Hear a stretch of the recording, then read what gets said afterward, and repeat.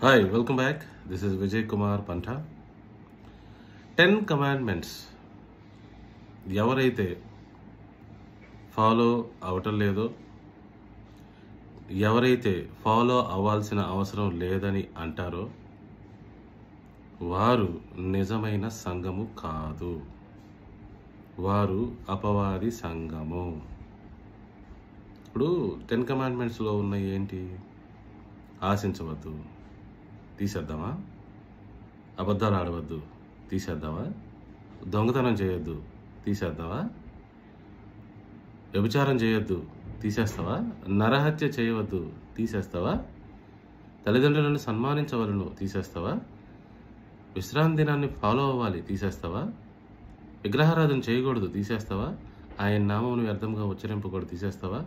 ఆయన తప్ప వేరే ప్రభు మనకు ఉండకూడదు, తీసేస్తావా? 10 కమాండ్మెంట్స్ అంటే ధర్మశాస్త్రము తీసేసేవారు కేవలం పాపంలో ఉన్నారు.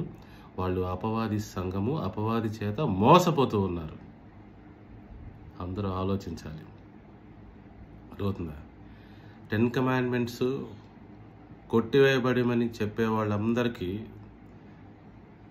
నేను చెప్పేది ఒకటే, వాళ్ళు మోసంలో ఉన్నారు, అపవాది మోసంలో ఉన్నారు. ఇప్పటికైనా బయటపడి 10 ఆజ్ఞలు పాటిస్తూ వారి జీవితాన్ని ఆశీర్వాదమయం చేసుకోవాలని మనం చేస్తున్నాను. Thank you.